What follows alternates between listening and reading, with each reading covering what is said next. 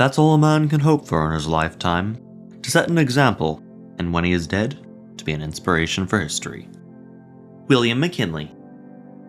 The Gilded Age of America saw the rise of the millionaire, the monopoly, and the continued industrialization of the United States. But among all the smoke and tycoons, places were beginning to be set aside for the public to enjoy as places of recreation, the first national parks. After the establishment of Yellowstone National Park by Ulysses Grant in 1872, several more areas would come under protection through various Gilded Age presidents. Today we're going to look at those presidents, including Rutherford B. Hayes, James A. Garfield, Chester Arthur, Grover Cleveland, Benjamin Harrison, and William McKinley through the national parks that honor and define them. Let's begin, shall we? Following Ulysses Grant's decision not to run for a third term in 1876, Rutherford B. Hayes won the 1876 election and became the 19th President of the United States. Born in Ohio in 1822, the same birth year as Grant, Hayes, also like Grant, had fought in the Civil War, moving throughout the Shenandoah Valley and even getting injured on several occasions during the course of the war. Following the war, he became the governor of Ohio, and then, after a very close election that took several months to determine a winner, Hayes came out on top. During his presidency, Hayes advocated for picking official positions based on merit, and not on politically motivated actions, which some earlier presidents like Andrew Jackson had done. The final troops ordered to reconstruct the nation after the Civil War were removed in the opening months of the Hayes presidency, but places like Reconstruction-era National Historical Park, discussed in our video on Andrew Johnson, would continue to feel the effects of the Civil War for several generations to come. Hayes had stated that he would only be serving one term as president, and so in 1880, another election was held, and the winner was James A. Garfield, the 20th president. The last president to be born in a log cabin, Garfield grew up in Ohio, and like Grant and Hayes before him, Garfield also joined the military and fought in the Civil War.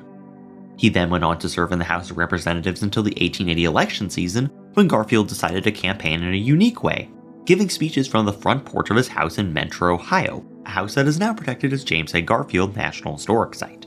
Although somewhat reluctant to accept the Republican nomination, Grant was actually coerced back into trying to go for a third term in the White House. Garfield eventually ended up winning the election and selected Chester Arthur to be his vice president. Shortly after being elected, a man named Charles Guiteau wanted Garfield to appoint him as a representative of the US over in Europe. Garfield's Secretary of State dismissed Guiteau's appeals, and Guiteau became furious, having believed he played a major role in getting Garfield elected president, and now was getting repaid with ignorance. Thus, Guiteau vowed to assassinate Garfield, and on July 2, 1881, he shot Garfield as he was leaving for a vacation. Garfield would survive the initial attack, but the bullet wounds would become infected, and Garfield would eventually pass away 2 months later in September of 1881. Upon Garfield's passing, Chester A. Arthur ascended to the presidency and would serve through the election of 1884. Hailing from Vermont, Arthur practiced law in his early years and was appointed to the position of Port Collector of New York by President Grant in 1871, but was ousted by the Hayes administration. Becoming vice president under Garfield, the death of the president thrust him into the highest office in the nation. One of Arthur's most important pieces of legislation during his tenure as president was the Pendleton Civil Service Act, which continued Hayes' idea of appointing important positions on the basis of merit instead of personal interest. Arthur was not renominated in 1884, and what happened next has only occurred once in American history as of the early 21st century.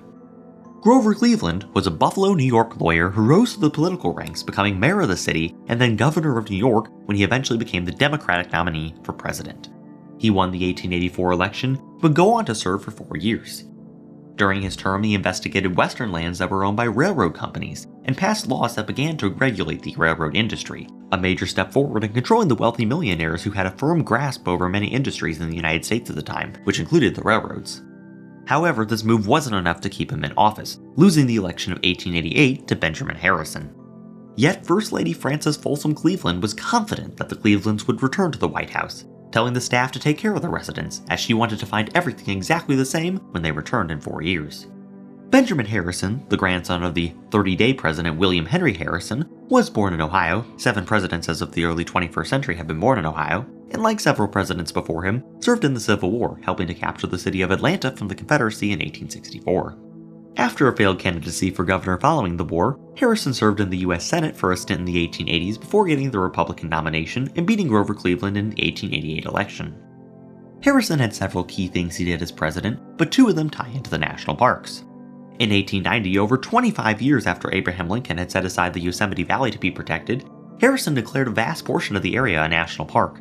but the actual Yosemite Valley itself still belonged to the state of California and would remain as such for another decade. 1892 saw Harrison speak of the laying of the cornerstone at President Grant's tomb, a site that is now under NPS jurisdiction as General Grant National Memorial. Unfortunately for Harrison, Frances Cleveland got her wish, and Grover Cleveland was re-elected in 1892 to serve a second, non-consecutive term, the only president to do so. Cleveland's second term saw him sign the Yellowstone Act, the first legislation created to protect wildlife on government lands, a much-needed enforcement as poachers were a problem in the early days of the national parks. 1895 was the year of Cleveland's presidency that America's second national park, Mackinac, was returned to the state of Michigan to become a state park. Finally, we come to our last president for today, William McKinley. Elected in 1896, McKinley was another Ohio-born president and married Ida Saxton in 1871. Ida's house is preserved today as First Lady's National Historic Site, a tribute to the ever-evolving role of the First Lady, which began with Martha Washington.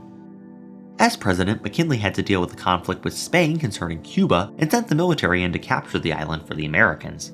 After several weeks of intense fighting, Spain called for peace, and the United States gained several territories, including Puerto Rico and Guam, both of which have national park units on them today. See our video on national parks of the US territories for more info.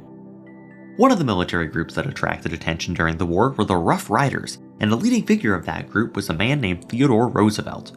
McKinley was impressed by Roosevelt, and so he ran him as his vice president in the 1900 election, and won, becoming the first president of the 20th century. Tragedy would strike the next year, however, in Buffalo, New York, when McKinley would be shot by anarchist Leon Czogels and died only a few days later, leaving none other than Vice President Roosevelt to become the 26th President of the United States and one of the most influential of the early 20th century. But that's a story for next episode. For now, we'd like to thank you for tuning in to this entry in RAC's Presidential Park series. Subscribe for more educational content, and we'll see you next time.